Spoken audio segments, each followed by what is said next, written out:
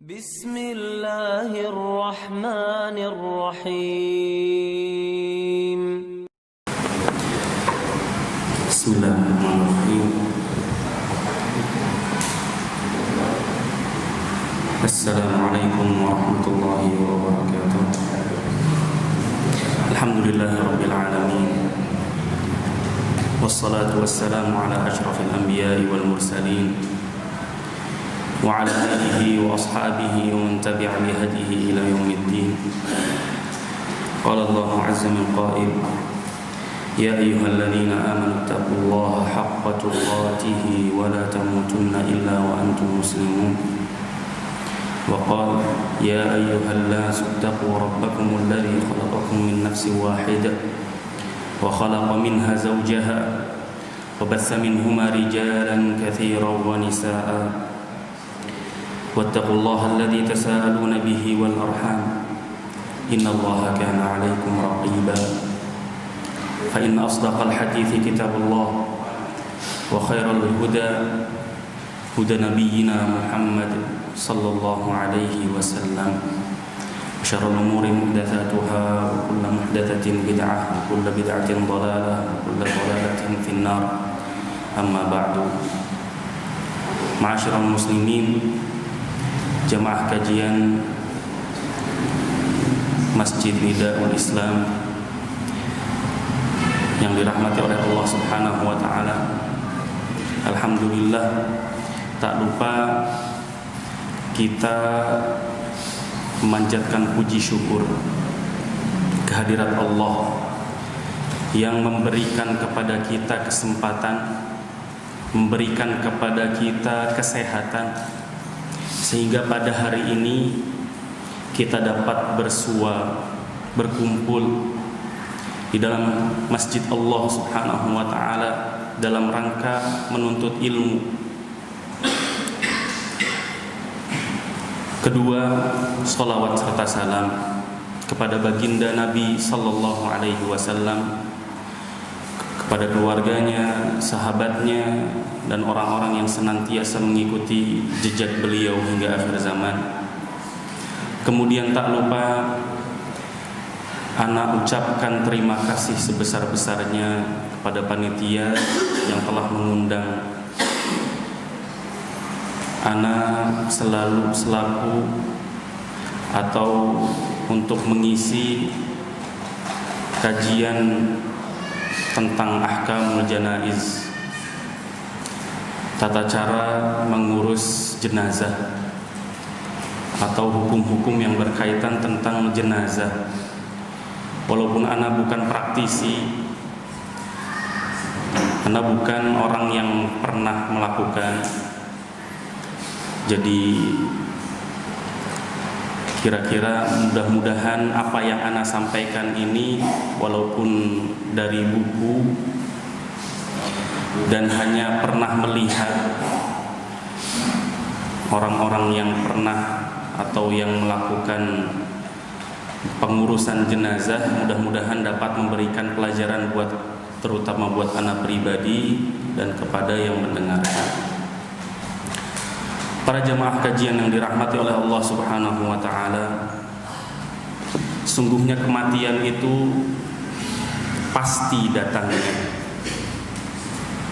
Mau bagaimanapun kita akan menghadapi kematian itu.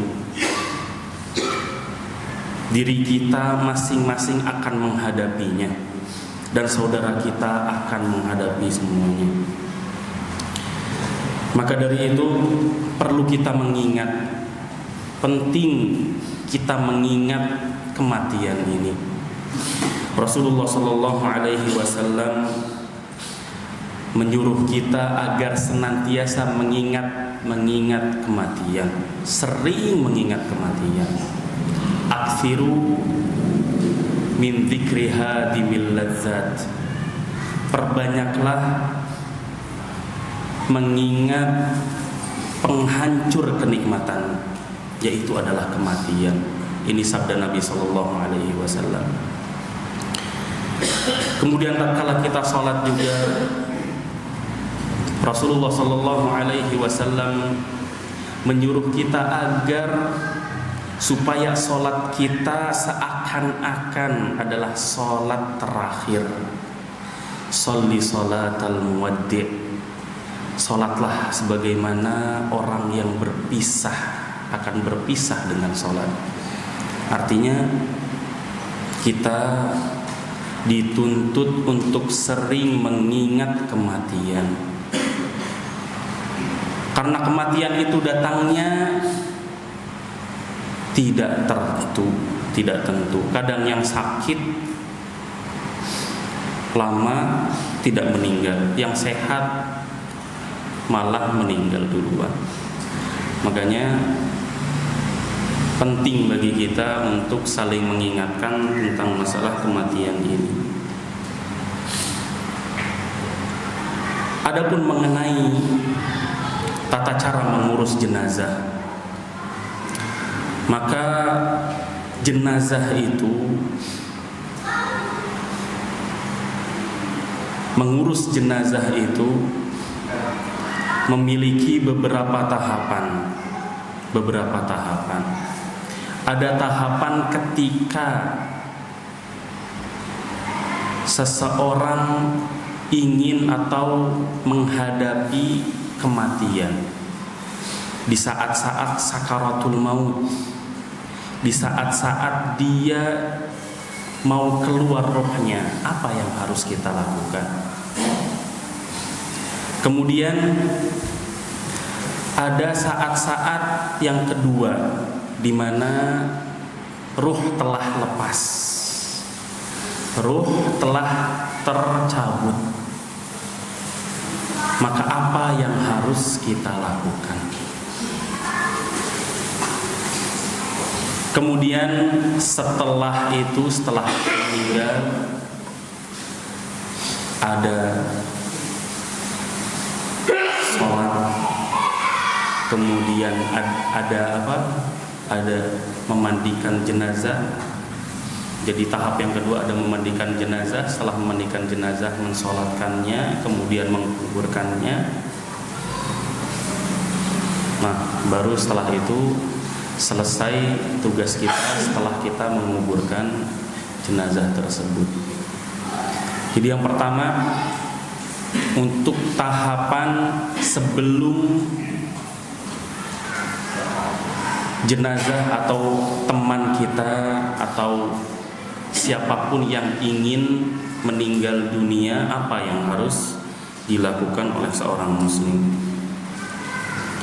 Para jemaah yang dirahmati oleh Allah Subhanahu wa taala, sebelum seorang muslim meninggal, baiknya kita menemani mereka,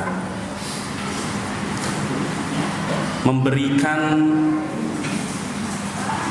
yang terbaik, pertemanan yang terbaik, persaudaraan yang terbaik. Karena seorang yang meninggal dalam keadaan yang mungkin tidak dapat kita bayangkan,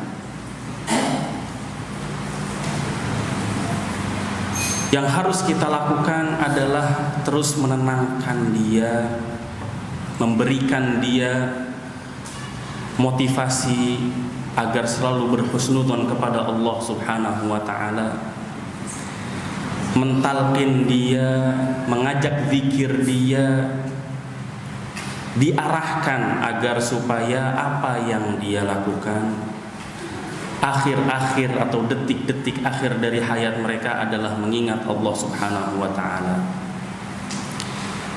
Dan kita memiliki motivasi hadis bahwasanya Rasulullah sallallahu alaihi wasallam bersabda, "Man kana akhiru kalamihi la ilaha illallah dakhalal jannah." Barang siapa yang akhir katanya adalah la ilaha illallah, maka dia akan masuk surga.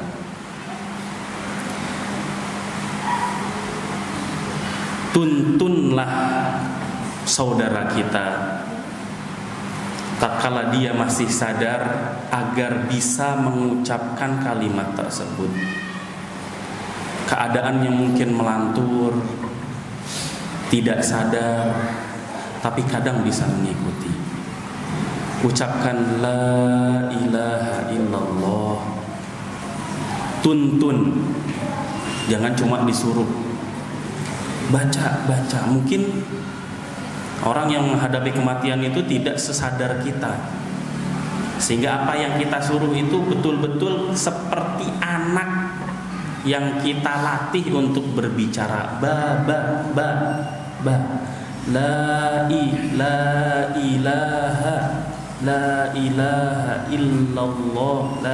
illallah. Sehingga yang mau meninggal merasa tenang, dan kita pun juga merasa tenang ketika melihat yang mau meninggal melakukan hal tersebut. Bacakan kepada mereka Al-Quran, buatlah suasana menjadi suasana yang tenang.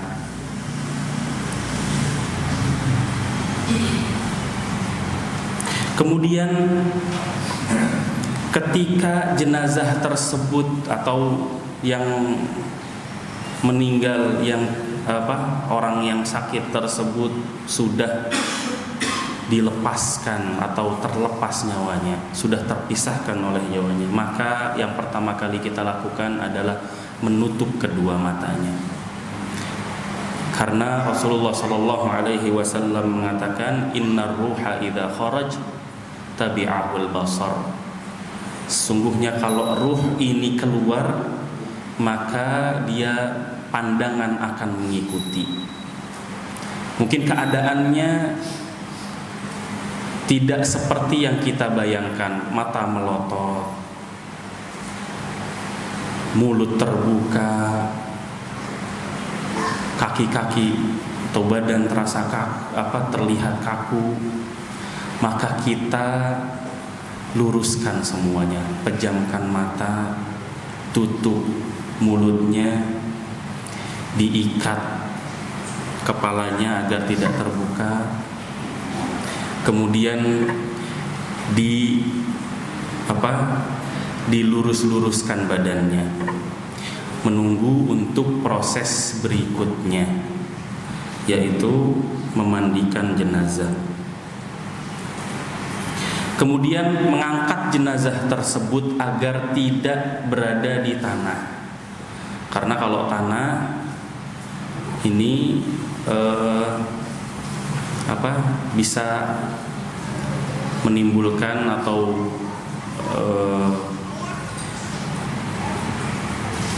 dekat dengan mungkin hewan-hewan atau serangga-serangga atau yang lain, diangkat posisinya supaya tidak berdekatan dengan tanah. Kemudian menutup seluruh jasad dengan kain, menutup seluruh jasadnya dengan kain. Hal ini berdasarkan hadis Aisyah bahwasanya Rasulullah SAW ketika wafat, tubuh beliau ditutupi dengan kain yang bergaris. Ini sebelum dimandikan. Jadi kita tutup dulu, kita persiapkan dulu jenazahnya.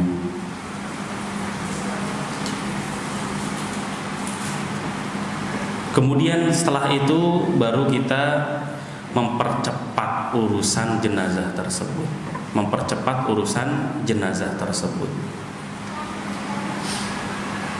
Percepat dalam apapun. Jadikanlah seorang yang meninggal itu kita dahulukan urusannya. Belikan kain kafan dari uangnya, kemudian mandikan secepatnya, kemudian kuburkan secepatnya. Nah, kita berarti akan masuk ke prosesi berikutnya, yaitu tentang bagaimana cara memandikan jenazah. Para jemaah yang dirahmati oleh Allah Subhanahu wa taala, setelah jenazah ini siap untuk dimandikan. Jadi hukum yang awal itu adalah hukum memandikan jenazah. Apa hukum memandikan jenazah? Hukum memandikan jenazah adalah fardu kifayah. Fardu kifayah. Artinya, jika seseorang atau sebagian dari kelompok orang di antara jenazah tersebut sudah melakukan, maka hukum untuk yang lainnya tidak wajib. Artinya harus ada yang melakukan, karena ini juga hal yang wajib dilakukan oleh orang-orang yang ada di sekitar jenazah tersebut.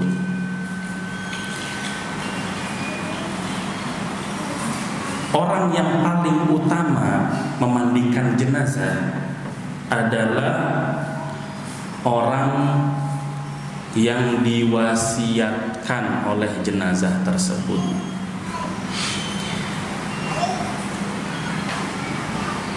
Seorang yang merasa dirinya ingin meninggal, hendaknya dia memberikan wasiat. Dan wasiat itu wajib untuk dilaksanakan ketika wasiat itu keluar dari orang yang ingin meninggalkan dunia ini. Kalau seandainya kita nanti ingin meninggal, wasiatkan, perbanyak wasiat. Bayarkan hutang ini.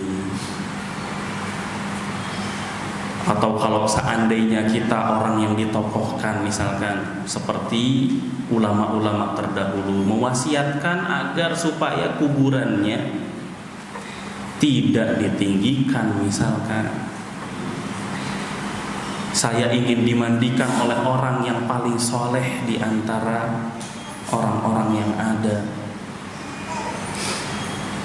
maka yang wajib melakukan pertama kali memandikan jenazah adalah orang yang diwasiatkan oleh yang meninggal. Kemudian setelah itu adalah bapaknya. Setelah orang itu adalah bapaknya. Kalau laki-laki, bapaknya. Berarti perempuan, ibunya. Semuanya berhubungan dengan, kalau laki-laki dengan laki-laki, perempuan dengan perempuan, kecuali suami istri. Kecuali suami dengan istri. Suami boleh memandikan istrinya, istrinya boleh memandikan suaminya. Adapun hal-hal yang lain, maka lelaki diurus oleh laki-laki, perempuan diurus oleh perempuan.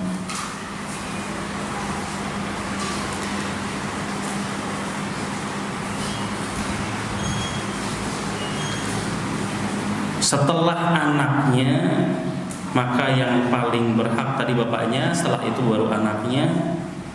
Setelah anaknya, barulah kerabat yang paling dekat dengan mayat tersebut. Kalau laki-laki ya laki-laki, kalau perempuan ya perempuan.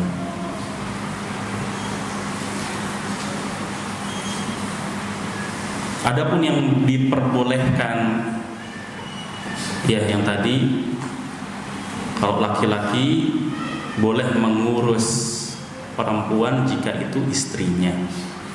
Atau seandainya si jenazah ini adalah anak kecil yang masih di bawah 7 tahun, maka boleh diurus oleh laki-laki. Yang perempuan boleh diurus oleh laki-laki, dan yang laki-laki boleh diurus oleh yang perempuan.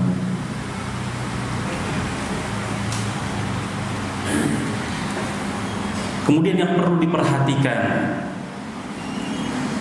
mengurus jenazah atau memandikan jenazah, bahwa seorang yang memandikan jenazah harus orang yang terpercaya, orang yang bisa menjaga rahasia. Karena terkadang melihat aib dari saudara kita.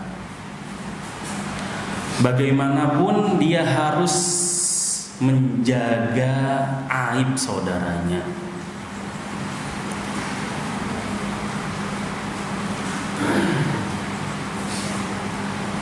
Sehingga siapapun kalau misalkan keluarganya tidak mampu dan di situ ada seseorang atau kita yang sudah belajar disuruh untuk memandikan, maka kita harus menjaga hal-hal tersebut.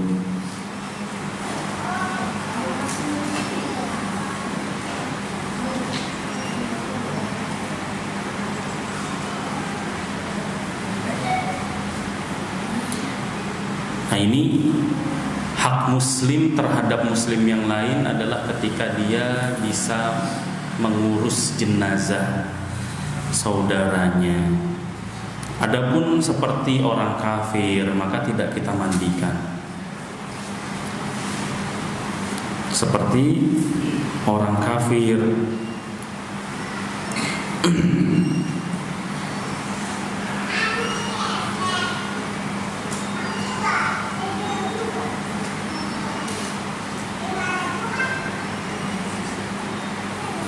kemudian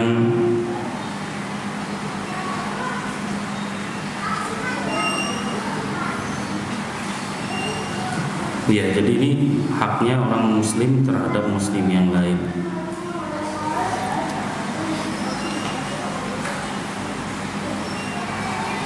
Ya, setelah kita ini jenazah siap, setelah jenazah ini siap, orang yang memandikannya juga ada dan siap, apa yang pertama kali harus kita lakukan? Sebenarnya kalau cuma ceramah kayak gini memang sulit ya untuk membayangkan. Mudah-mudahan kita bisa menjelaskan bagaimana prosesi itu dilaksanakan. Pertama, ya siapkan dulu barang-barangnya. Siapkan dulu barang-barangnya. Barang-barangnya ini diambil dari mana? Barang-barang ini dikeluarkan dari hartanya mayit tersebut, orang yang meninggal. Didahulukan dari membayar hutang, didahulukan dari membagi waris atau yang lainnya. Jadi didahulukan dari uangnya si mayit yang meninggal. Dibelikan peralatan-peralatan dan kain kafan untuk menutupi atau mengurus jenazahnya. Apa saja kira-kira yang dibutuhkan? Nah, yang dibutuhkan untuk memandikan, yang pertama untuk mengurusi tubuhnya dulu. Apa kira-kira yang untuk mengurus tubuhnya? Misalkan gunting kuku, alat cukur, kemudian ada gunting, kemudian ember, misalkan ember besar. Kemudian hal-hal yang memang disunnahkan dan diperintahkan oleh Nabi Shallallahu Alaihi Wasallam seperti daun bidara, minyak wangi, dan kafur barus. Kafur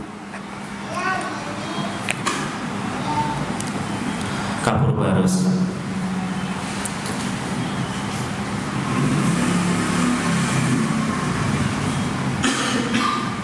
Ya. Ketika mayat itu sudah ada di depan kita, yang pertama kali kita lakukan adalah mencukur atau merapihkan kumisnya dan mencukur bulu ketiaknya. Adapun bulu kemaluan maka karena tidak tahu dengan dasarnya, namun banyak ulama yang mengatakan tidak dianjurkan ketika itu. Kemudian setelah itu barulah mulai prosesi membersihkan perut, ya, membersihkan perutnya dengan diangkat.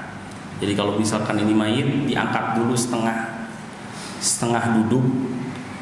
Kalau bisa yang memandikan itu berarti 2 orang atau lebih, 2 orang, agar mampu untuk menggerak-gerakkan atau membolak-balikan dengan mudah. Diangkat setengah duduk, kemudian ditekan perutnya. Ini agar supaya kotoran yang ada di dalam perutnya keluar. Kemudian baru disiram. Dan yang pertama kali harus dilakukan juga, yang pertama ya berarti kan yang tadi itu jenazahnya itu masih dalam keadaan mungkin ya belum keadaan belum terlepas bajunya. Jadi yang pertama kali adalah bagaimana caranya agar jenazah ini tetap menutup atau ditutup auratnya. Ditutupkan dulu dengan kain misalkan, atau dengan handuk di daerah atau di area auratnya dari pusar sampai sampai lutut untuk laki-laki. Dan kalau perempuan bersama perempuan yang lain, lebih baik ditutup semuanya, hanya kepalanya saja dan kakinya atau sebagian dari kakinya yang terlihat. Sehingga kita sama sekali, walaupun kita saudaranya, walaupun tidak ada yang melihatnya, walaupun dia sudah meninggal dunia, maka perlakukanlah si mayit itu sebagaimana kita memperlakukan orang yang masih hidup. Tetap menutup auratnya. Sehingga tatkala kita membuka bajunya pun kita melakukannya dengan tetap menutup auratnya. Bagaimana? Ditutup dengan kain atau dengan handuk, kemudian kita gunting bajunya.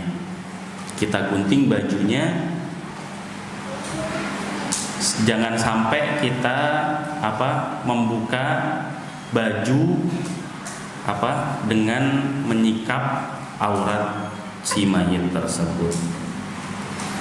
Sehingga kita setelah membuka semua bajunya, ya kita urus yang tadi, kita keluarkan semua kotoran-kotorannya, kita potong kukunya, keluarkan sebagian isi perutnya, baru kita mulai memandikan. Rasulullah Shallallahu Alaihi Wasallam tatkala anaknya atau putrinya Fatimah atau Zainab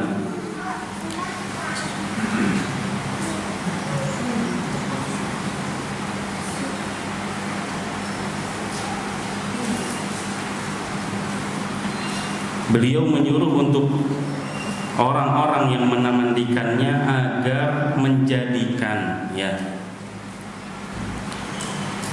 pertama irsilnaha bima'in wasidr, mandikanlah mayat itu mandikanlah dia dengan air dicampur dengan bidara.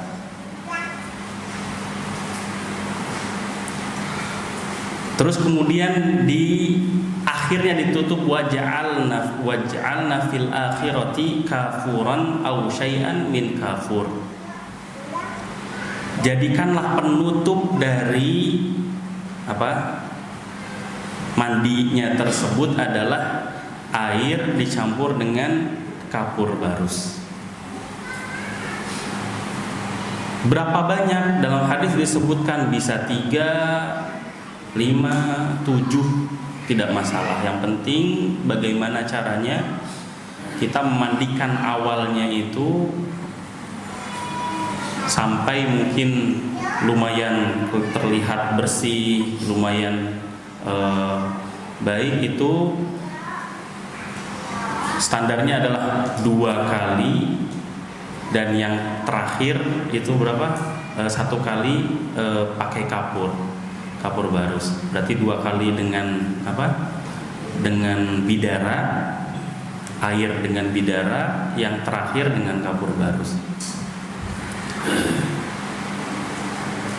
Tapi tentunya dengan kebutuhan, kita melihat kebutuhan juga. Kalau seandainya si mayat ini dalam keadaan yang susah untuk dibersihkan, maka kita bisa mencucinya 5 kali atau 7 kali atau hal-hal atau dengan bilangan yang ganjil lainnya.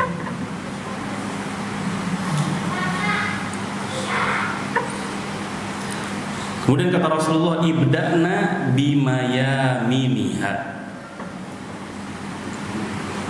Mulailah dengan apa? Yang kanan. Dan sebenarnya sifat mandi ini hampir sama dengan sifat mandi besar kita. Pertama adalah apa? Wudu. Wa mawadhi'il wudu'i minha. Mulailah dengan yang kanan-kanan dulu dan tempat atau bagian-bagian wudunya. Yang pertama diwudukan dulu. Cuci tangannya. Ya, wudu ya. Wudu seperti wudu sholat. Jadikanlah wudunya wudu yang sempurna. Wudu yang sempurna 3 kali 3 kali. 3 kali 3 kali. Karena ini puncak kesempurnaan. Karena wudu boleh 1 kali 1 kali. Yang puncak kesempurnaan wudu adalah 3 kali 3 kali 3 kali. Nah, ketika kita ingin mewudukan orang, kan harus memasukkan istinsyaq dan apa? Tamadmud al-madmadah. Jadi memasukkan tangan kita, bukan dimasukkan airnya langsung, tapi memasukkan jari kita saja. Masukkan hidung juga sama, bukan dimasukkan airnya, tapi dimasukkan hanya jari kitanya saja. Dan ingat, harus kita melakukan apa? Memperlakukan mayit ini sebagaimana kita memperlakukan dia ketika hidup. Jangan sampai air masuk ke mulut misalkan. Ditutup ketika ingin membasuh kepalanya. Jadi pikirkan bagaimana caranya kita menghormati saudara kita sebagaimana mereka masih hidup. Setelah wudu selesai 3-3, baru mulailah kita menyiramkan siraman pertama kita dengan air dan bidara. Usapkan dari arah kanan. Dari arah kanan. Pertama kepalanya, kanan-kanannya dulu. Terus kalau kepala semuanya tidak masalah, baru mulai ke bagian-bagian kanan. Ya. Jadi disiramkan bagian kanan sesempurna mungkin. Maksudnya disiramkan ke seluruh tubuhnya. Dan tidak wajib untuk diusap-usap semuanya, tapi yang penting gimana caranya air itu sampai ke semua tubuhnya. Dan ingat, harus tetap dalam keadaan tertutup. Artinya kalau kita ingin menyiram bagian bawahnya atau bagian kemaluannya, maka kita siramkan dari bawah handuk atau kain penutup tersebut. Begitu pula bagian kirinya. Setelah kanan 3 kali, kiri 3 kali, atau kanan 2 kali, kiri 2 kali, barulah yang terakhir ditutup dengan air kapur barus. Nah, ini manfaatnya kapur barus ini agar supaya tubuh mayat ini tidak cepat bau, tidak cepat dihinggapi oleh binatang-binatang tanah. Dan ini sangat penting, dan itu juga sunnah dari Rasulullah Sallallahu Alaihi Wasallam.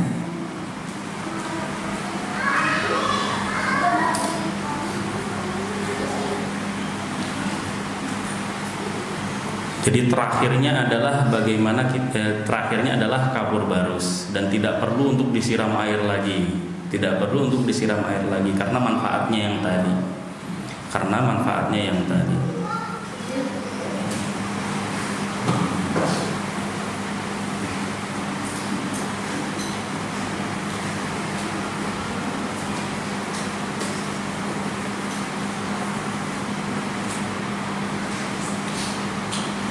Dengan seperti itu kita kira-kira sudah menyelesaikan memandikan mayat.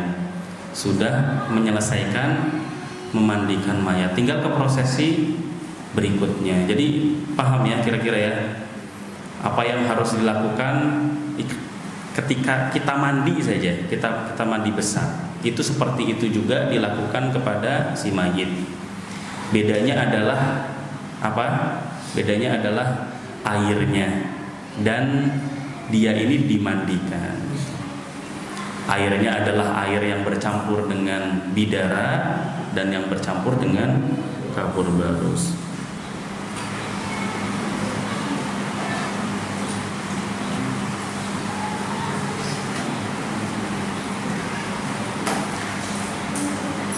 Kemudian prosesi berikutnya adalah mengkafani jenazah. Jadi kalau memandikan itu hampir rata-rata sama antara perempuan dan laki-laki. Hampir rata-rata sama. Tidak terlalu banyak berbeda. Nah, mengkafani jenazah. Masuk ke prosesi berikutnya adalah mengkafani jenazah.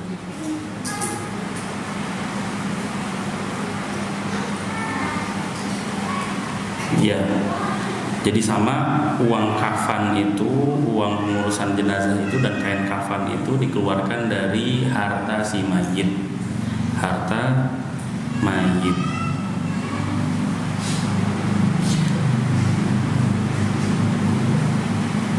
Adapun ketika mayitnya tidak punya uang misalkan, maka yang bertanggung jawab, mengambil tanggung jawab ini adalah orang tuanya atau anak-anaknya, seperti ayahnya, kakeknya, atau anak dan cucunya. Apabila mereka juga tidak mampu, baru beralih kepada baitul mal, uang negara. Kemudian yang wajib dari menutup kain menutup mayat ini adalah bagaimana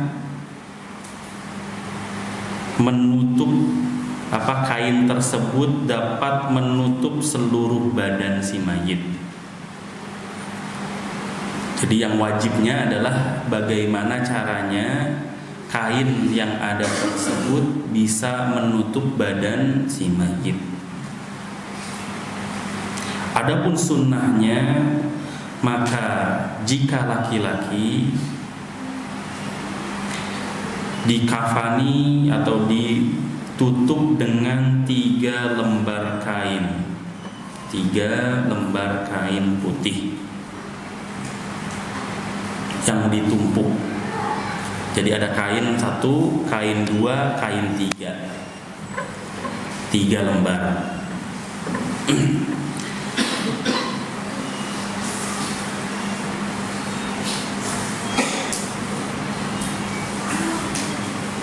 Yang mana kain tersebut terakhir di atasnya diberikan tuban atau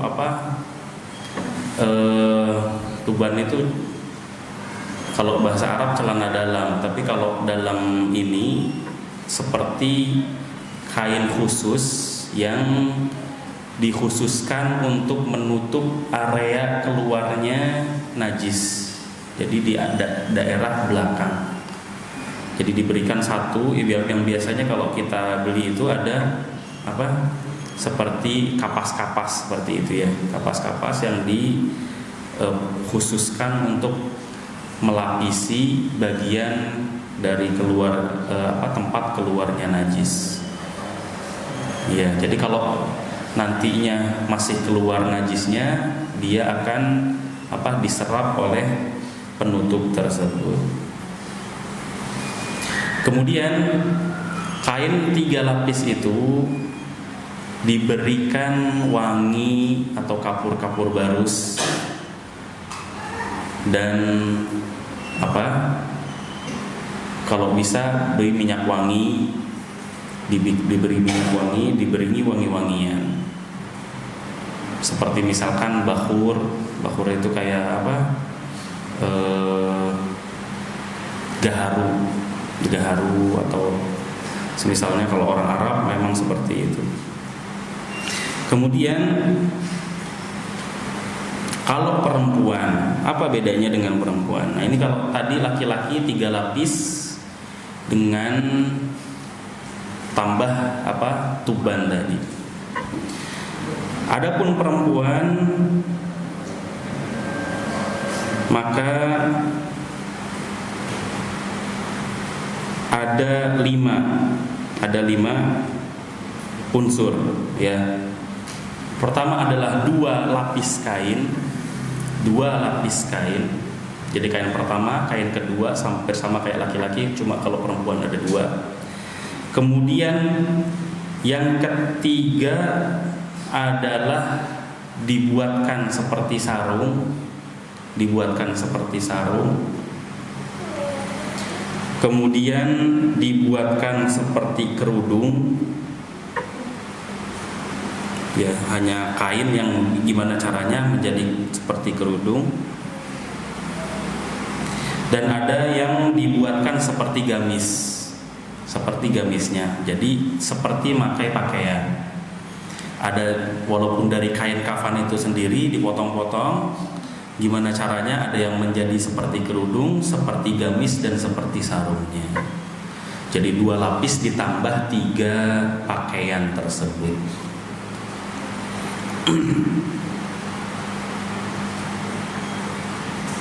Nah, itu adalah kain kafan yang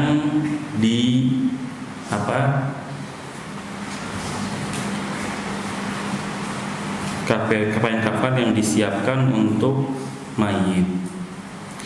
Nah, si mayit ditaruh di atas kain kafan tersebut. Apa yang harus kita lakukan? Tetap dalam melaksanakan pemindahan mayit kepada kain, itu juga harus dalam keadaan auratnya tertutup. Kemudian tatkala mayit itu sudah berada di atas kain kafan, tetap tutupnya masih ada di atasnya. Yang paling pertama, jika dia perempuan, maka diikatkan atau dikepang rambutnya menjadi 3, dibagi rambutnya menjadi 3, dikepang.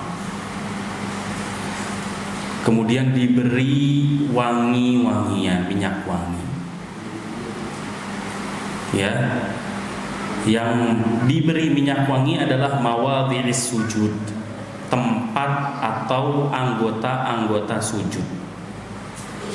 Anggota sujud ada berapa? 7. Ini kepala, hidung, telapak tangan,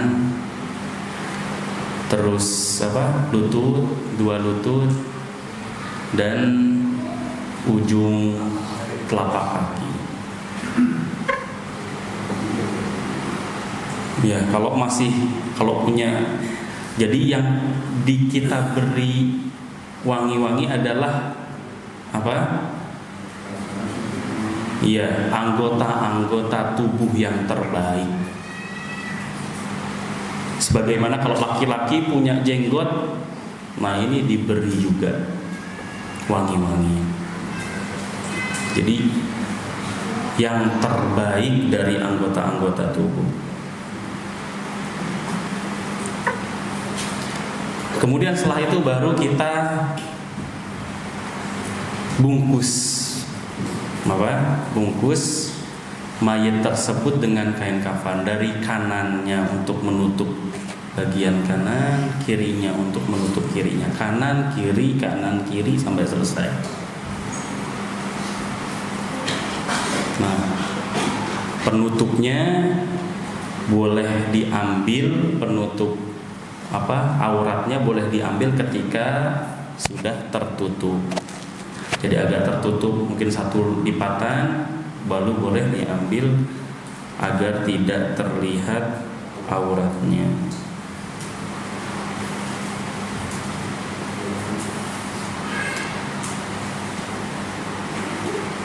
Kemudian diikat agar tidak terlepas. Jadi kain itu diikat. Jadi 7 ikatan atau boleh dengan lebih atau kurang tergantung dari badannya seseorang. Kalau badannya kecil mungkin bisa 3 atau 5. Kita utamakan hal-hal yang ganjil. Kemudian setelah selesai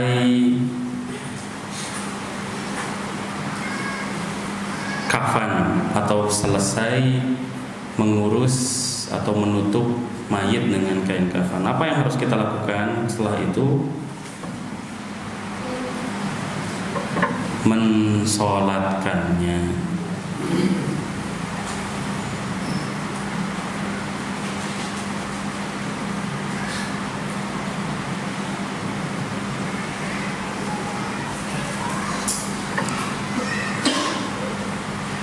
Setelah kita selesai mengurusi jenazah, kita sebagai muslim, hak muslim kepada muslim yang lainnya adalah bagaimana kita ikut mensolatkan beliau yang meninggal tersebut. Hukum sholat jenazah adalah fardu kifayah, sama, harus ada yang melakukan.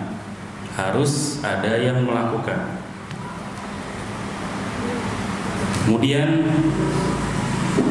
sholat jenazah dilakukan dengan berjamaah. Ada imam, ada makmum. Imam pada jenazah laki-laki berdiri di bagian atau di depan bagian kepalanya. Jika jenazahnya sudah ditaruh di hadapan kiblat, imam berdiri di kepala atau di depan atau di belakang kepalanya mayit. Itu untuk yang laki-laki. Adapun yang perempuan, imam berdiri di tengah mayit wanita tersebut.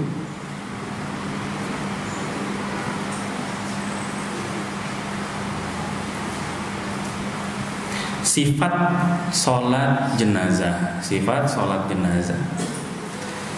Sholat jenazah memiliki 4 takbir dan 1 salam.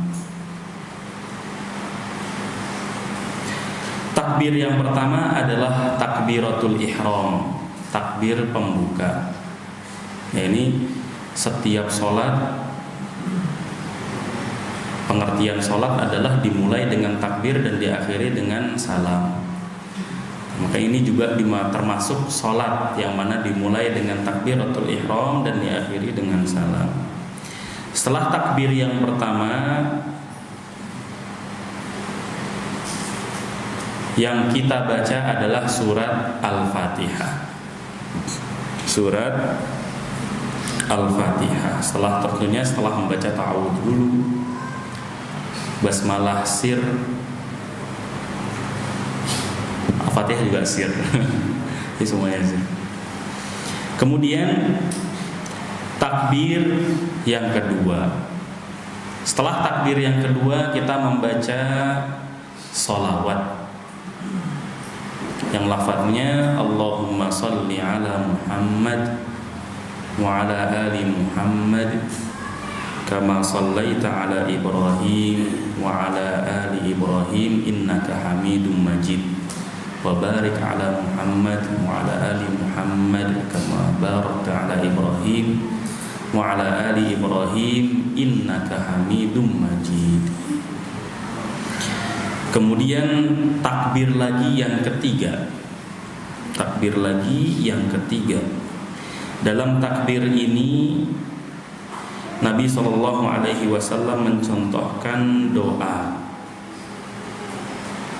Doanya adalah Allahumma ighfir lahu warhamhu wa'afihi wa'fu anhu wa naqqihi minadz dzunubi wal khotoya kama naqqaita tsawbal abyad minad danas wa abdilhu daran khairan min darih wa ahlan khairan min ahlihi wa zawjan khairan min zawjihi wa adkhilhul jannah wa'idhu min adabil qabri wa min adabin nar.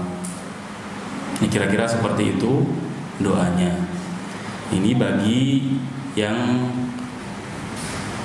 jika yang meninggal adalah laki-laki dengan dhamir Allahumma ighfir lahu warhamhu wa'afihi wa'fu anhu.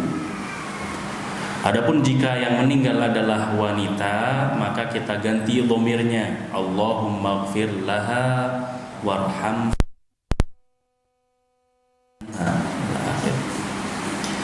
Adapun jika yang meninggalnya banyak, maka kita ganti dhamirnya dengan hum Allahumma ighfir lahum warhamhum wa'afihim wa'fu anhum sampai akhir.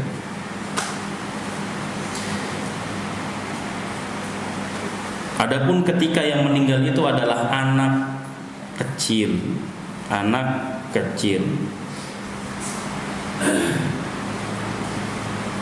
maka doanya adalah untuk agar supaya orang tuanya diampuni. Jadi doanya untuk orang tuanya. Doanya adalah untuk orang tuanya.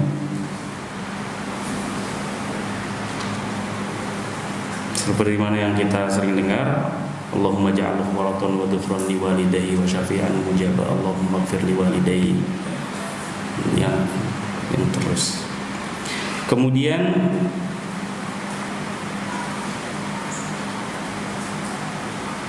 disunahkan mengangkat kedua tangan di setiap takbir.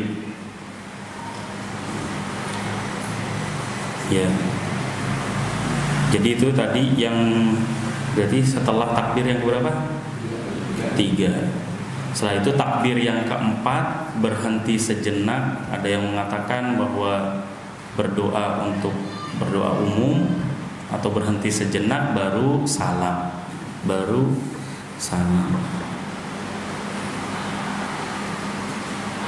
Adapun yang masbuk bagaimana? Orang yang tertinggal sholat, yang imam sudah ketika itu sudah ada di takbir yang kedua atau ketiga atau bahkan yang keempat, maka yang masbuk mengikuti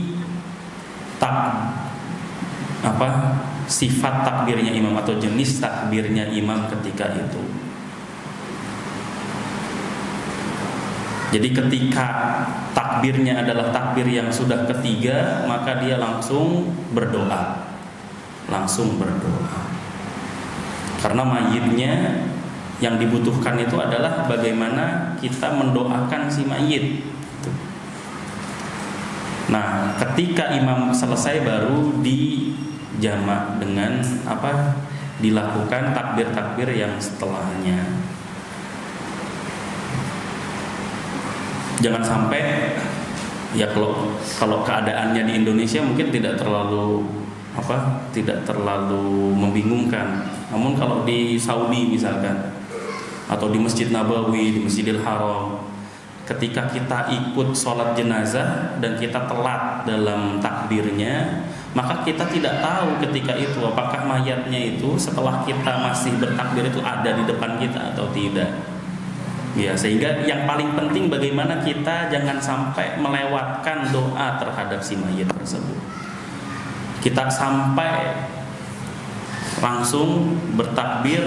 Kalau seandainya memang itu takbir yang kedua langsung bersolawat habis itu. Nah, sehingga ketika kita menyelesaikan sholat kita tidak mengkhawatirkan bahwa mayit masih ada di depan kita atau tidak. Wallahu a'lam.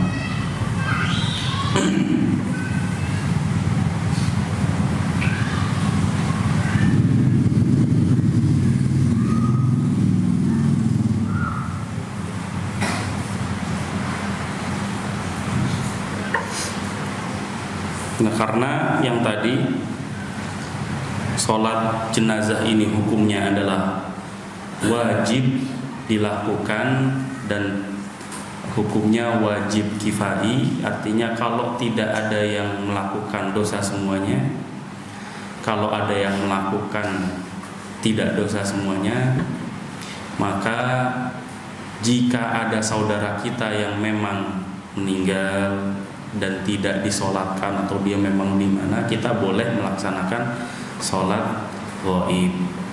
Namun tentunya kalau memang yang meninggal ini tidak ada yang mensolatkan. Nah, kemudian diperbolehkan melaksanakan sholat jenazah di masjid. Iya. Tapi lebih sunnahnya lagi di mana?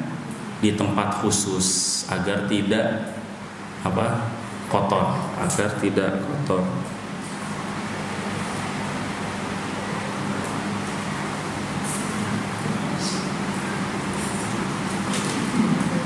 Nah, barang siapa yang tertinggal dari sholat jenazah dan yang meninggal ini sudah dikuburkan, maka boleh dia sholat di depan kuburannya.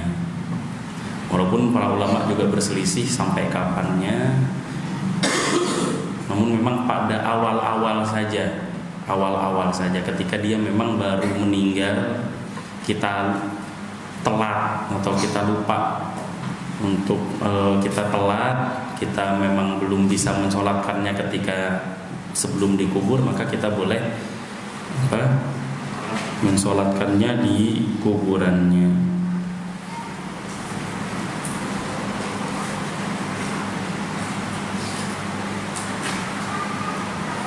Ya, seperti itu kira-kira sifat atau tata cara dari sholat kepada untuk mayit. Kemudian yang terakhir adalah menguburkan jenazah. Bagaimana caranya menguburkan jenazah? Jadi setelah disolatkan, ya. Jadi kalau memang sudah dimandikan, sudah disolatkan, sebenarnya masih bisa kita berpisah terakhir kalinya kepada si mayit itu dengan masih membuka kepalanya misalkan, masih boleh, sampai akhirnya kita membawa dia untuk terakhir kalinya ditutup dan berpisah dengan kita dengan menguburkannya.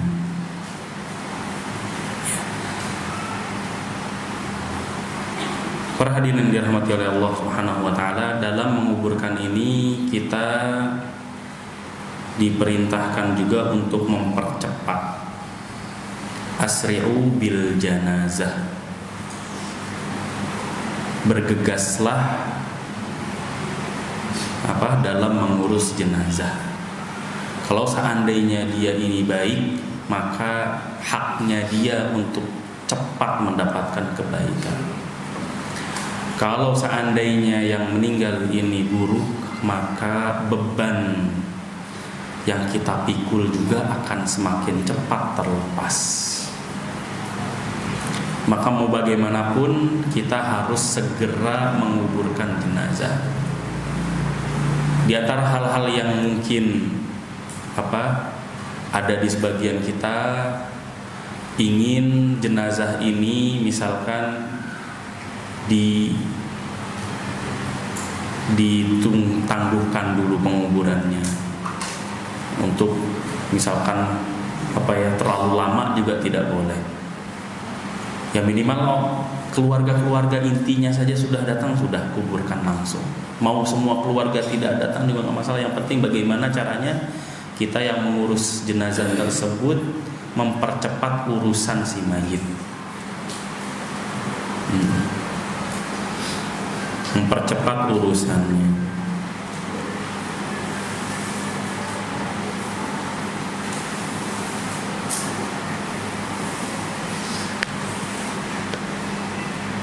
Ya, kemudian dalam mengurus jenazah, dalam membawa jenazah ini ke liang kuburnya, maka tidak mengapa kita membawanya atau kita mengikutinya di depan, di belakang, di kanan, di kiri, tidak ada hal-hal yang terkhusus atau tertentu.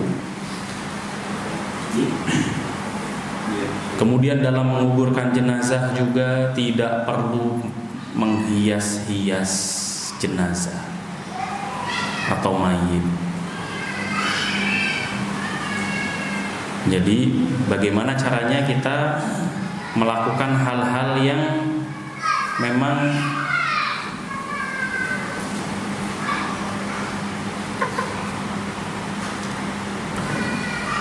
dalam rangka mempercepat.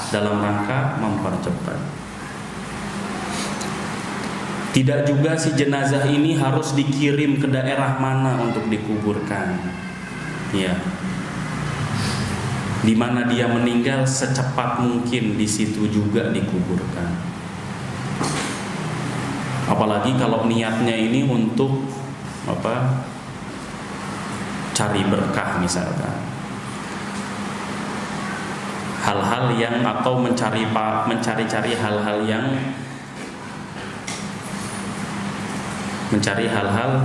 yang kira-kira kalau dilakukan itu membawa pahala, itu malah tidak baik. Karena hal-hal seperti ini urusannya adalah bagaimana caranya kita mengikuti tuntunan Nabi Sallallahu Alaihi Wasallam.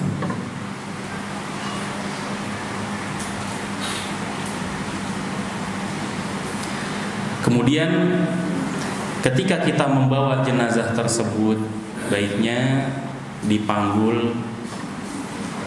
Ya kalau di sini cuma disebutkan memikul jenazah dari 4 sisi di atas pundak. Kemudian orang yang mengiringi jenazah dimakruhkan untuk duduk sebelum jenazah ini diletakkan di tanah. Jadi prosesinya ketika mereka mengiringi jenazah, bagaimana caranya mereka tetap mengikuti prosesi tersebut sampai jenazah ini, si mayit ini dimasukkan ke dalam kuburan.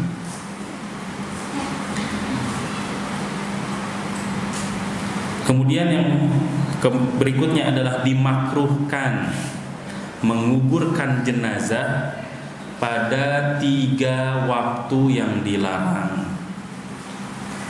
Ada 3 waktu yang dilarang untuk sholat dan menguburkan jenazah di sana.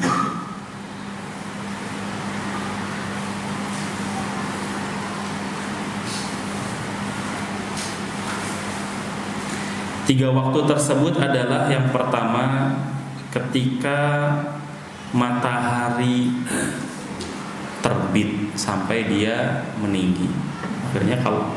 Artinya kalau matahari ini sedang berada ketika dia hendak terbit sampai dia benar-benar terbit, sampai benar-benar muncul, nah ini waktu yang dilarang sampai betul-betul matahari ini di atas dan sudah terbit. Yang kedua adalah ketika pertengahan zuhur, hina yaqumu qa'imudz dhahirah, waktu menjelang zuhur yang betul-betul matahari itu di atas, betul-betul di atas sampai masuk waktu zuhur tergelincir. Ini dilarang sholat dan dilarang menguburkan jenazah di situ. Kemudian yang ketiga adalah ketika matahari terbenam sampai terbenam. Ya, jadi pas terbenam, prosesi terbenamnya sampai hilang, nah itu dilarang. Sampai betul-betul hilang. Kalau sudah hilang boleh lagi.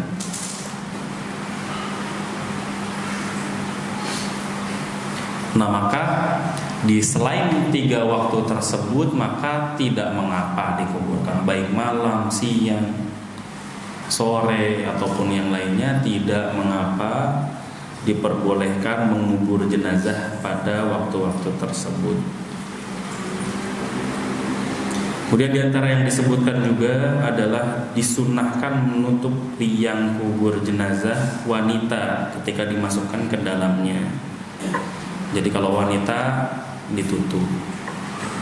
Nah, ini sebenarnya ada perkataan ulama juga yang berkaitan tentang ketika wanita ini dibawa dari atau menuju ke kuburannya, diberikan keranda.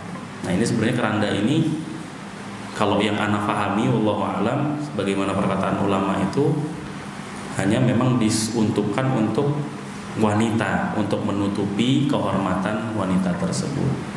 Makanya kalau kita lihat di Arab, ya kalau kita lihat di Saudi tidak ada mayat yang ditutup pakai keranda gitu ya. Tidak ada mayat yang ditutup pakai keranda. Kemudian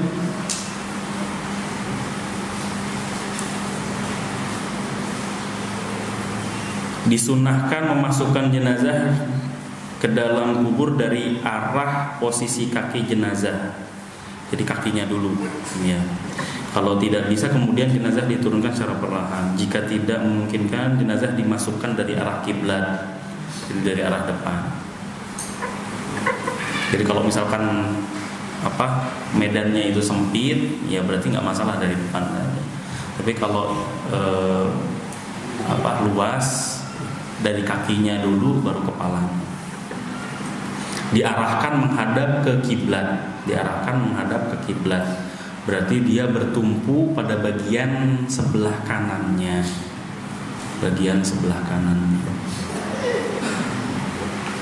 Kemudian yang lebih utama adalah al-lahad. Lahad itu adalah memberikan pada liang kubur itu sebuah lubang, ya, lubang di arah atau di dalam kubur. Jadi ada liang kubur, kemudian di dalamnya ada lubang lagi. Nah, ini namanya lahad.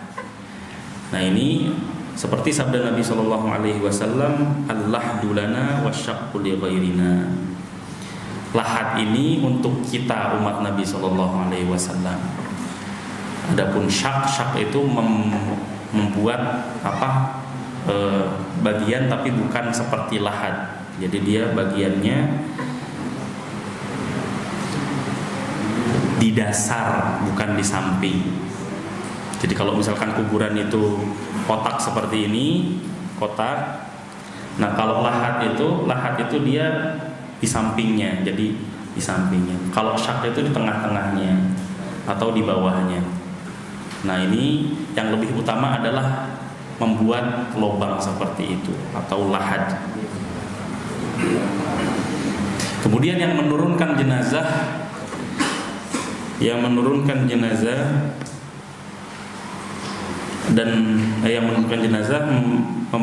disunahkan membaca Bismillah wa ala sunnati Rasulillah.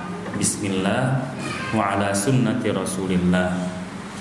Kemudian atau membaca Bismillah wa ala millati Rasulillah.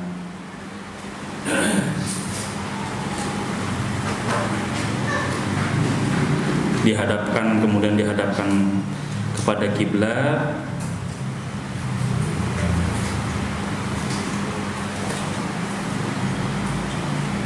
Nah, setelah jenazah diletakkan, maka setiap muslim yang hadir disunnahkan untuk menggenggam tanah dengan 3 genggaman dan ditaburkan ke dalam kubur. Jadi ikut menguburkan dengan mengambil tanah yang ada kemudian dimasukkan ke dalam kubur.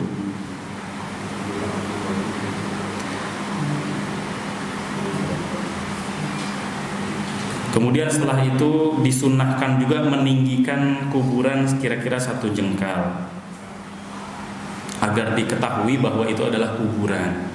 Ya, karena kuburan yang syar'i atau kuburan yang betul-betul sesuai tuntunan Nabi tidak dibangun, tidak diberi nama. Nah, betul-betul memang kuburan ini adalah ya cuma ditandai ini adalah kuburan, ya. Sehingga kita juga tidak terlalu memikirkan ini di dalam ini ada siapa, ya. Sehingga kalau kita lihat di kuburan-kuburan Saudi terutama, ya kita juga tidak tahu itu kuburan Baqi itu ternyata kan di dalamnya ada kuburan para sahabat, ada kuburan istri-istri Nabi. Kita sampai sekarang mungkin tidak tahu mana kuburannya istri-istri Nabi, mana kuburannya para, semuanya disamakan.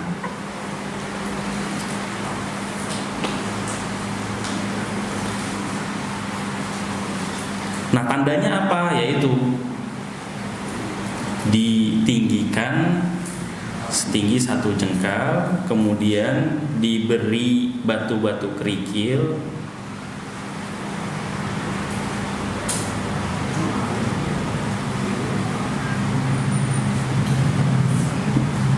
kemudian di atasnya katanya diperciki air.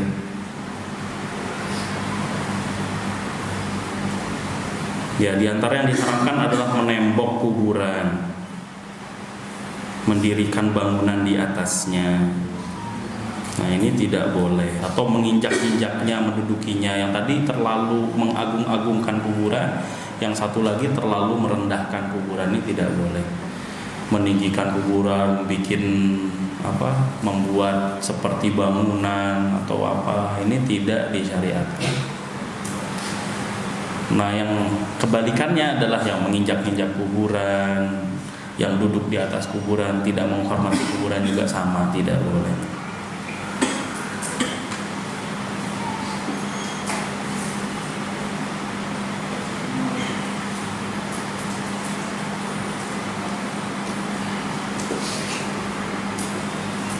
Ya, kemudian setelah itu ya tidak ada sebenarnya prosesi-prosesi khusus, tidak ada sebenarnya prosesi-prosesi khusus. Ya, kuburkan. Yang paling penting bagi mayit adalah doa kita.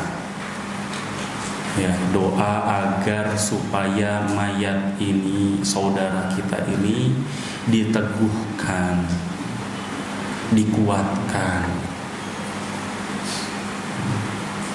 Dan tentunya kita akan semuanya merasakan hal tersebut. Ya, semua dari kita akan merasakan namanya meninggal dunia. Kullu nafsin dha'iqatul maut. Setiap yang bernyawa akan merasakan kematian.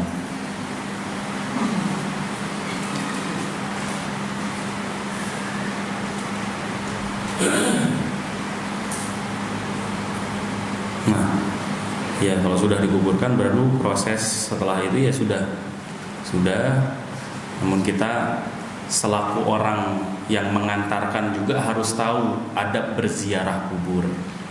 Karena kita ketika mengantarkan jenazah juga kita sedang berziarah ke kuburan. Maka kita harus tahu adabnya juga gitu. Adab berziarah kubur. Pertama yang dulu Nabi SAW melarang umatnya untuk berziarah kubur. Kata Rasulullah SAW, kuntu nahaitukum an ziyaratil kubur fazuruha fa innaha tudzakirukumul akhirah. Dulu aku melarang ya untuk berziarah kubur. Kenapa dilarang? Ya gitu. Karena ada madharat ternyata. Tidak mungkin sesuatu dilarang kecuali ada madharatnya. kecuali ada mafsadahnya, kerusakannya. Nah, seketika itu atau setelah itu Rasulullah baru membolehkan. Karena apa? Fa innaha tudzakirukumul akhirah. Karena berziarah kubur akan mengingatkan kita kepada hari akhir atau apa hal-hal yang akan terjadi setelah kematian, atau kita akan mengingat kematian itu sendiri. Nah, sehingga dari situ kita harus waspada, Tatkala kita berziarah ke kuburan, tandanya kita ini harus harus ingat mati. Ingat bahwa kita itu nantinya akan di dalam sini juga. Kita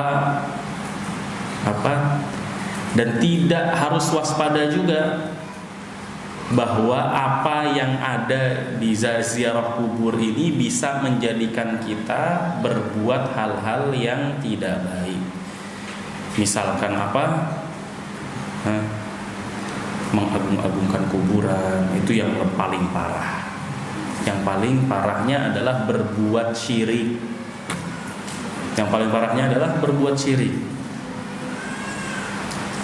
Merasa kita tidak punya hubungan spesial dengan Allah Subhanahu wa taala, akhirnya mencari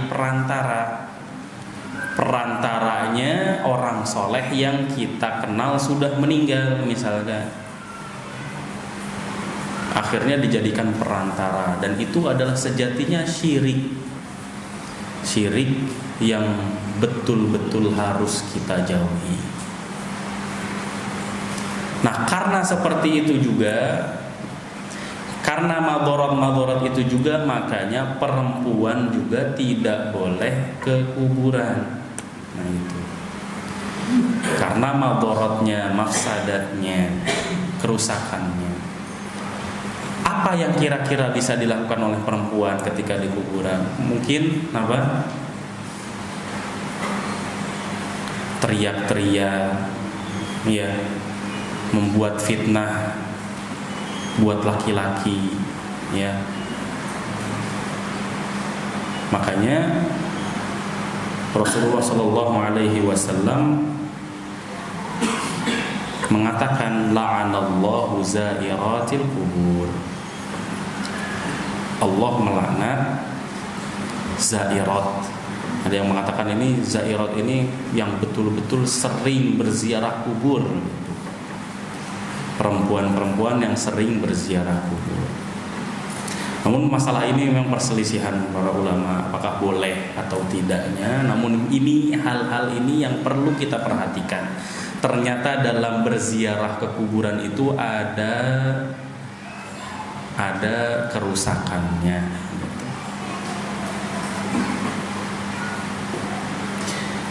Dan kalau kita masuk ke kuburan juga, kita harus tahu adabnya, memberikan salam kepada penghuni kubur.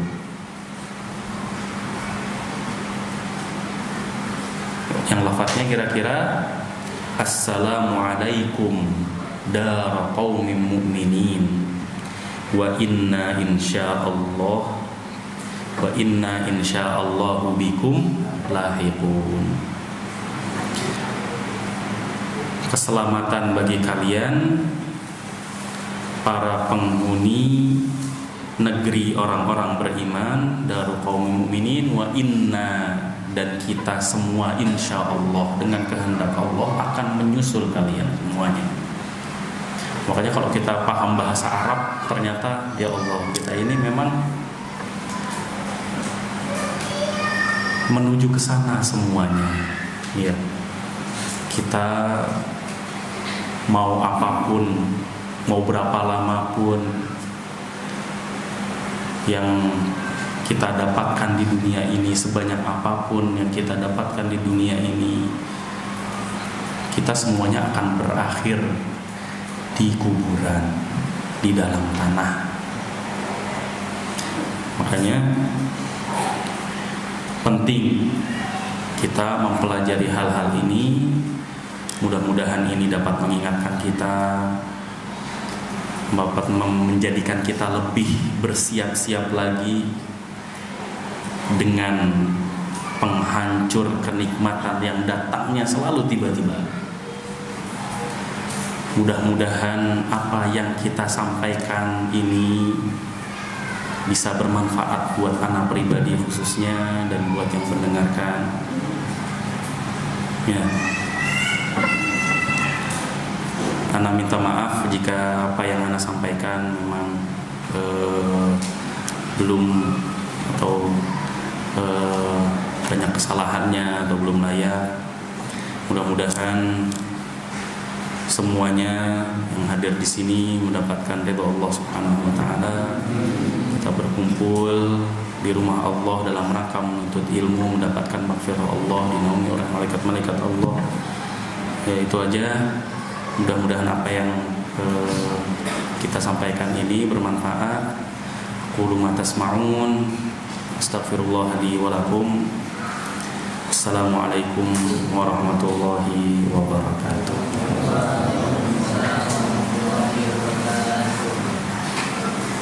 Sampai jam berapa? Sudah ya? Ya. Mangga, insyaallah. Kalau lubang-lubang Oh iya, iya. Ditutup. Iya, ditutup kapas ya. Ditutup lubang-lubang. Itu agar supaya hewan-hewan tidak masuk. Hewan-hewan tidak masuk, menghindari hal-hal tersebut. Jadi yang Ana ambil dari kitab kecil ini, sebenarnya kalau mau bahas lebih terperinci, ada bukunya Syekh Al-Albani. Dia punya kitab Ahkamul Janaiz wa Bid'ah, tentang hukum-hukum atau menyelenggarakan jenazah dan kebid'ahan-kebid'ahan di dalamnya. Itu buku Syekh Albani. Luas pembahasannya, dari hadis-hadisnya dibahas semuanya. Namun yang seperti ini juga sebenarnya cukup dan sangat bagus. Ini karangan Syekh Abdullah bin Abdurrahman Al-Jibril. Beliau juga rahimahullah sudah meninggal dunia. Nah, ini bukunya pendek ya, dan bisa didapatkan di mana-mana. Cetakannya juga banyak. Ada cetakan macam-macam. Kalau bisa dibeli, bagus untuk pegangan. Seperti itu.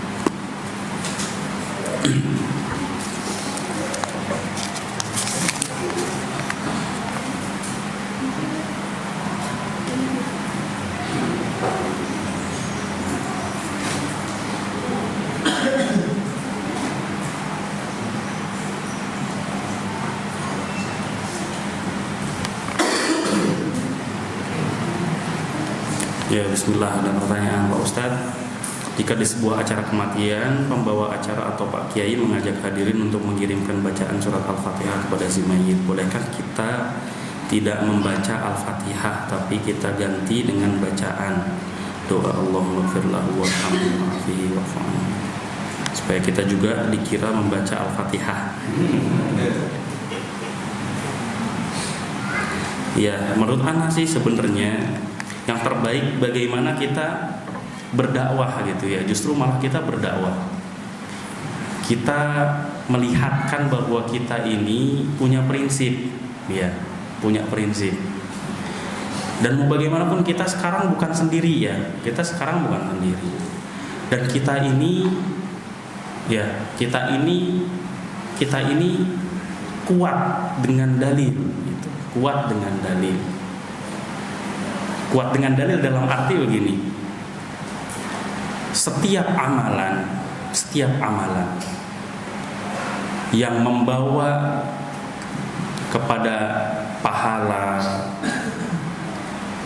setiap perbuatan yang memberikan kita derajat di sisi Allah Subhanahu wa taala. Yang tahu hanyalah Allah Subhanahu wa taala dan Rasulnya. Dan menurut kita gitu ya, menurut kita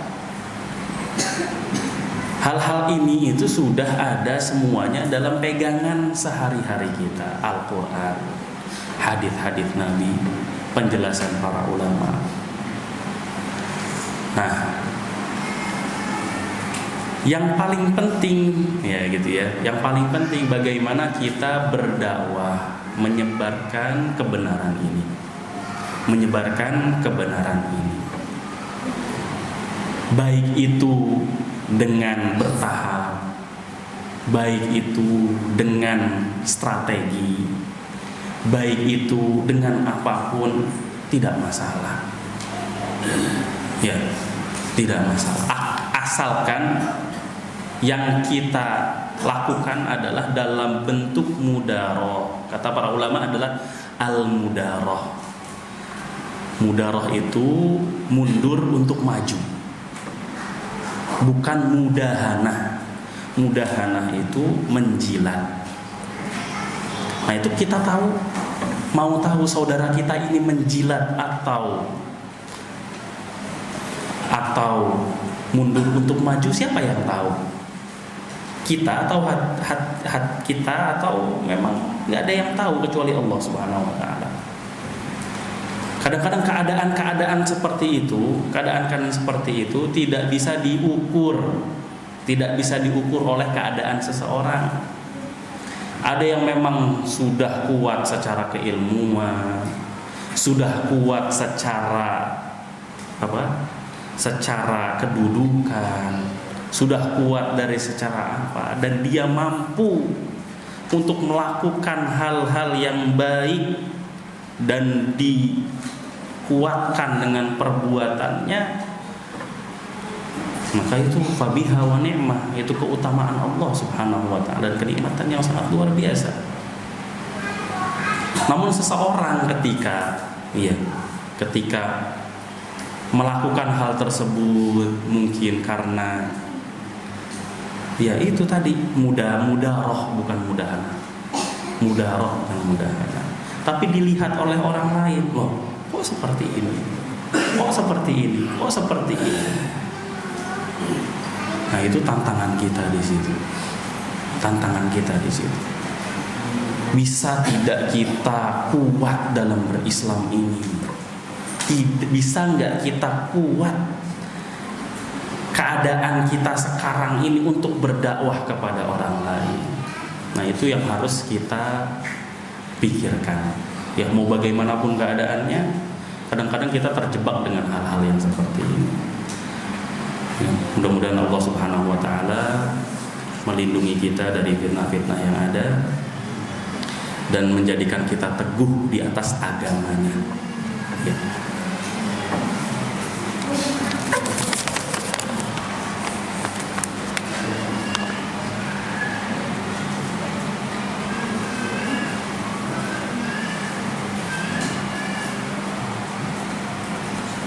Ya,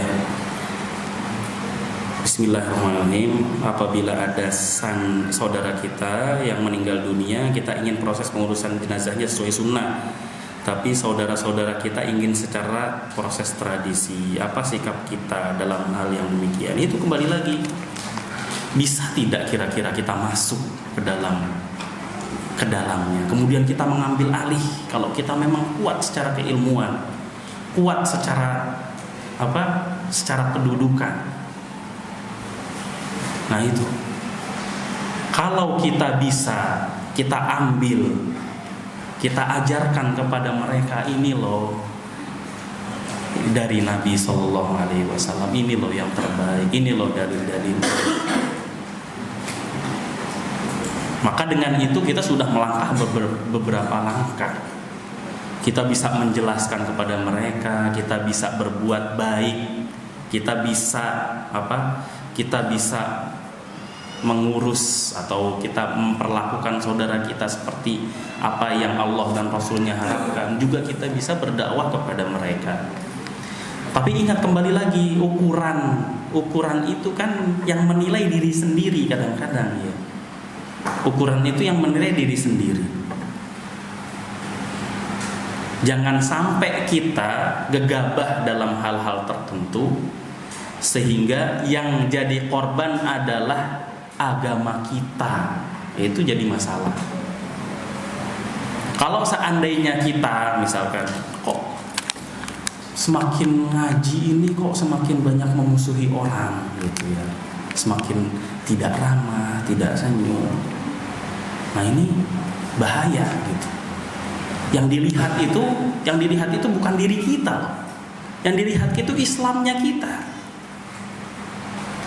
Kok pakai peci kayak gini? Kok ustadz seperti ini misalnya?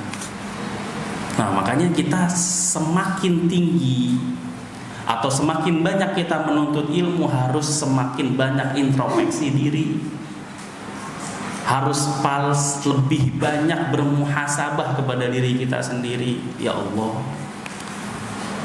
ini tanggung jawab ternyata gitu.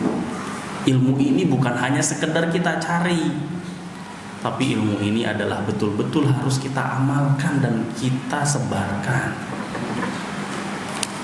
Ya memang berat, mau bagaimanapun berat.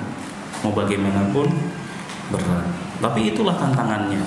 Itulah dakwah sejatinya. Tapi ingat, tidak ada profesi yang paling mulia di sisi Allah Subhanahu wa taala daripada dakwah kepada Allah.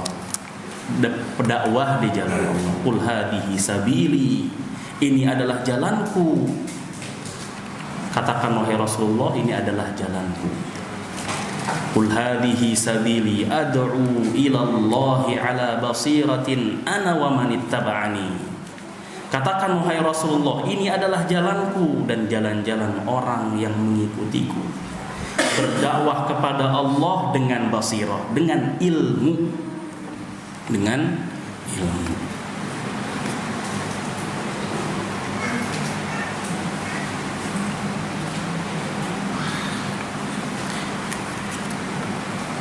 Dan berdakwah itu bertahap. Berdakwah itu apa? Bertahap. Tidak bisa kita meluruskan bahkan diri kita sendiri kecuali dengan tahapannya yang sesuai.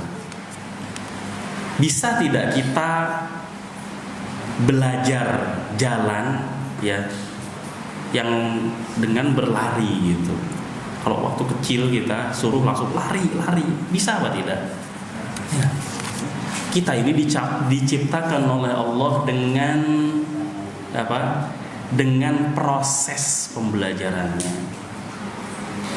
Sampai-sampai Allah Subhanahu wa taala mengajari kita pun dengan bertahap, ya atau tidak? Kalau Allah Subhanahu wa taala mampu untuk menurunkan Al-Qur'an langsung satu buku, mampu atau tidak? Yakin mampu. Tapi Allah Subhanahu wa taala mengajari kita dengan bertahap, menurunkannya satu ayat per ayat. Melarang khomer, Allah Subhanahu wa taala melarang khomer, yang ketika itu masyarakat Arab sudah seperti orang yang biasa dengan minum khamr. Tapi Allah melarangnya juga dengan bertahap. Pertama, la taqrabus shalah wa antum sukara. Jangan dekati sholat kalau kamu ini lagi mabuk. Di tahapan kedua, tahapan ketiga. Sehingga kita ini memang yang paling pentingnya adalah bagaimana kita berproses belajar. Kita belajar ini bertahap, berproses. Sama seperti berdakwah juga sama. Kadang kita baru masuk 1%-nya, nggak masalah, yang penting 1%. Oh, besok nih 2% gitu. Yang penting meningkat. Nah, seperti itulah berdakwah.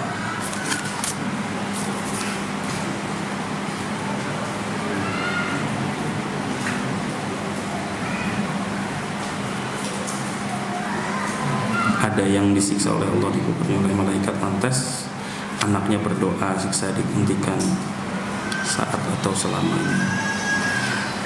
Nah, ini Ada yang bertanya, Assalamualaikum, ada yang disiksa di alam kubur oleh malaikat, lantas anaknya berdoa siksaannya dihentikan sesaat atau selamanya. Yang bagaimana ini hadis Nabi SAW mengatakan, idza matal insani qata'a anhu 'amaluhu illa min thalath. Kalau seandainya anak cucu Adam ini meninggal, maka dia terputus setiap amalannya kecuali 3 perkara. Di antaranya adalah awwaladin sholihin yad'ulah, atau anak yang soleh yang mendoakan. Semua amalan terputus karena kita sudah tidak bisa bergerak. Apapun yang kita ingin capai gitu ya, sudah habis, waktunya sudah habis. Nah, kecuali harapan-harapan itu, sedekah jariyah lah, bangun masjid dipakai orang, bangun sumur dipakai orang, gali sumur dipakai orang, atau buat apapun sedekah yang jariyah,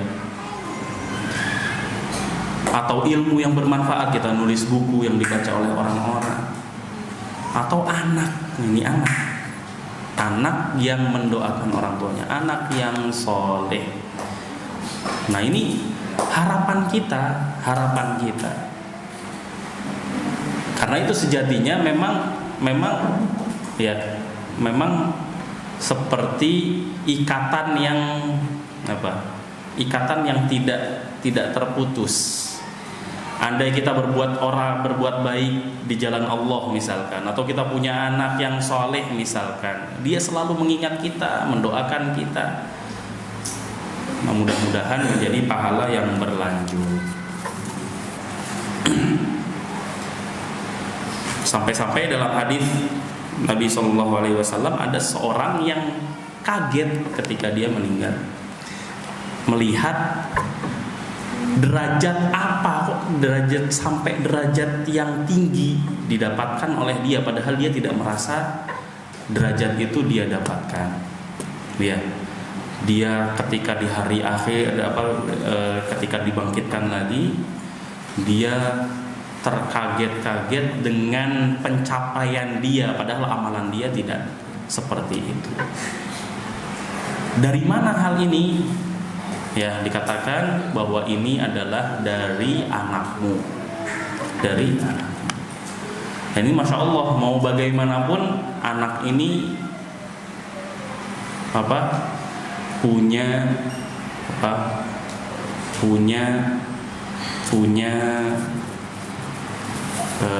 jalur khusus. Makanya kita sebagai anak doakan orang tua kita selalu. Ingat orang tua kita. Mau sejahat apapun mereka itu telah mendidik kita sampai sebesar ini.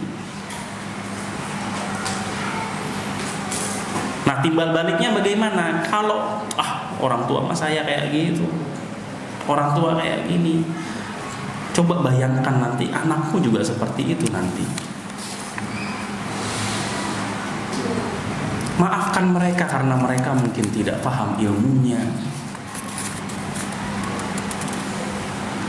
Sebagai timbal baliknya, mudah-mudahan nanti setelah kita meninggal kita diperlakukan baik juga oleh anak-anak kita. Ya, makanya prioritas kita adalah bagaimana kita memiliki aset yang berjalan, baik sekarang maupun nanti kalau kita sudah meninggal. Didik anak kita sebaik mungkin, jangan durhakakan mereka sehingga mereka nanti juga tidak durhaka kepada kita. Jangan sampai kita durhaka kepada mereka, malah kita kemudian kita mengharapkan kebaikan dari mereka. Itu sia-sia. Namun jadilah kita orang yang baik dari diri kita sendiri, baik terhadap orang tua kita, baik terhadap anak kita, baru bolehlah kita mengharap apa yang ada atau apa yang mengharapkan dari mereka.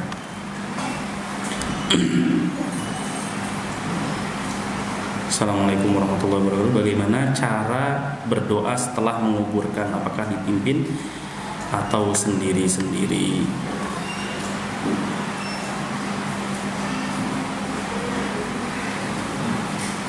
Wallahu alam. Jawabannya sebenarnya panjang dan anak sendiri baru baca sekilas, tidak terlalu mendalami. Sempat baca-baca kemarin bagaimana berdoa setelah proses penguburan, dipimpin atau sendiri-sendiri. Yang jelas doa itu adalah dari kita. Doa itu adalah dari kita. Doa yang dipimpin itu atau doa kita itu yang paling bermanfaat adalah bagaimana kita berdoa dari kita sendiri kepada Allah Subhanahu wa taala.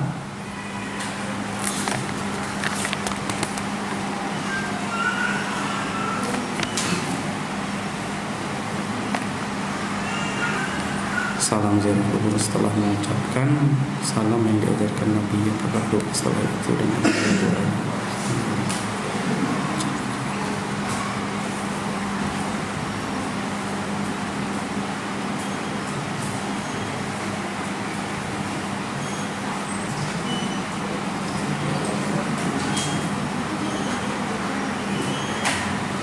Dalam menguburkan sering kali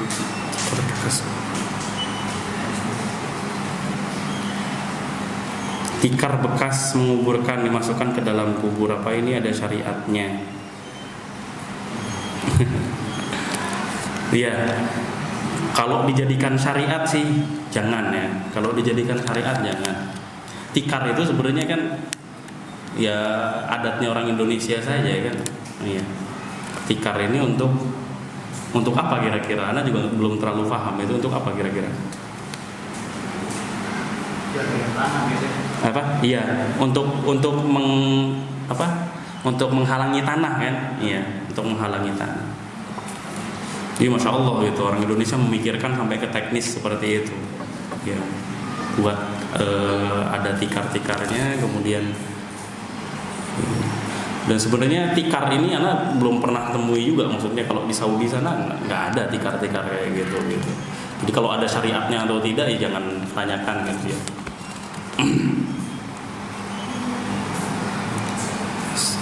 Salam ziarah kubur setelah mengucapkan salam yang diajarkan. Bismillah.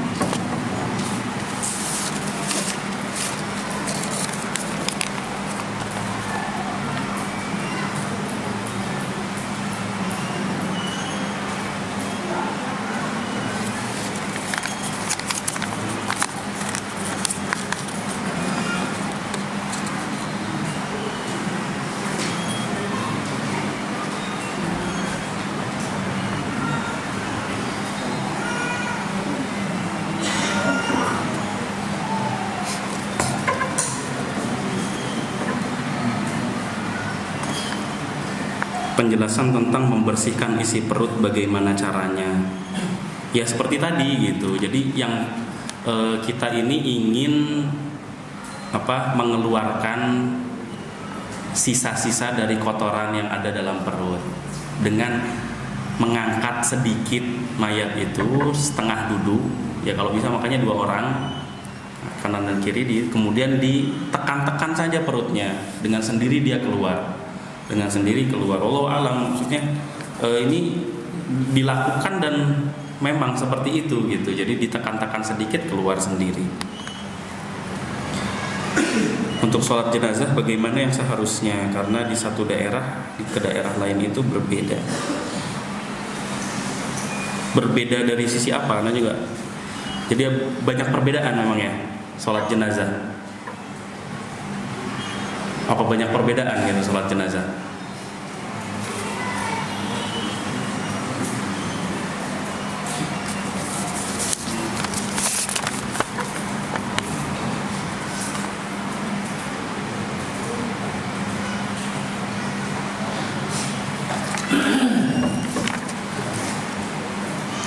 apa saja yang Ustadz temui saat mengurus jenazah yang terjadi di masyarakat? Syukron. Waduh, ya ini anak minta maaf dari awal. Anak bukan praktisi ya. Anak bukan praktisi. Anak hanya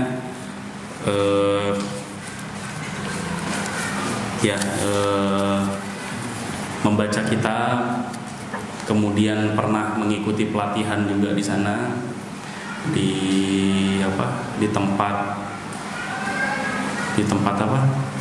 tempat memandikan jenazah di Saudi Arabia pernah. Tapi memang di sana masya Allah gitu ya, tempatnya memang betul-betul dibuat khusus gitu. Jadi ada lemari esnya, ada tempat-tempatnya juga, tempat memandikannya. Jadi memang betul-betul dibuat mempermudah orang memandikan. Namun di kita memang pengurusan ini kemasyarakatan gitu, kemasyarakatan. Siapa yang bisa mengurus jenazah itu yang lebih didahulukan. Makanya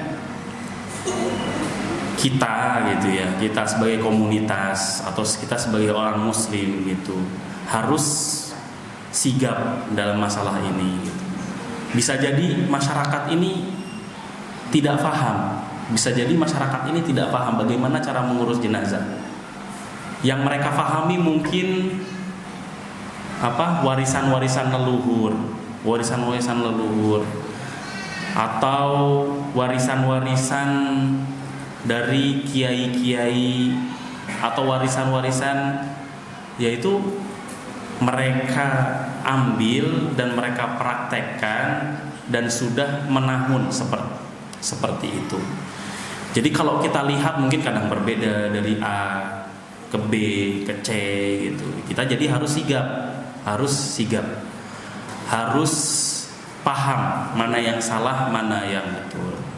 Itu Ana selama ini alhamdulillah ya, Ana juga belum terlalu paham melihat bagaimana mengurus jenazah yang salah gitu ya.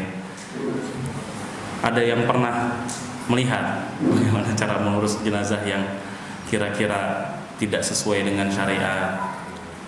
Ya misalkan, ya kadang-kadang memang diambil dari buku-buku yang memang buku-buku ulama yang menjelaskan tentang ya gitu, mengkiaskan ini dengan itu, mengkiaskan dan kias itu juga hukum atau dalil yang syar'i.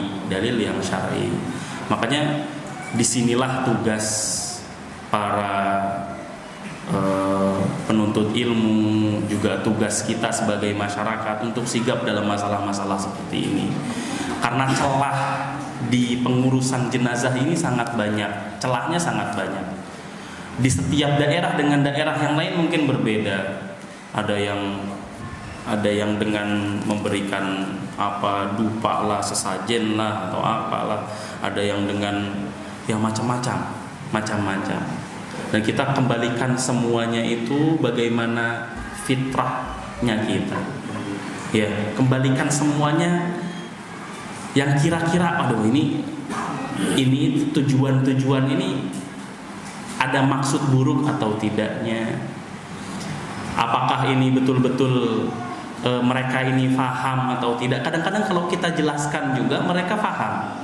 Oh, mangga Ustaz, telangkung diurus saja gitu ya sama Ustaz gitu. Apalagi kalau kita berbasis komunitas gitu ya. Kalau kita komunitas seperti kita punya masyarakat di satu masyarakat, kadang-kadang yang mengurus jenazah itu saja, penggali kuburnya itu saja. Cuma mereka karena mereka menghormati kita juga. Nah, dari situ kita bisa masuk gitu. Dari masuk seperti ini loh gitu. Jadi mereka juga bisa melihat, oh ini mah beda gitu. Ini mah beda. Tapi dengan seperti itu juga mungkin mudah-mudahan mereka mendapatkan pencerahan dari kita. Ya Allah taala a'lam.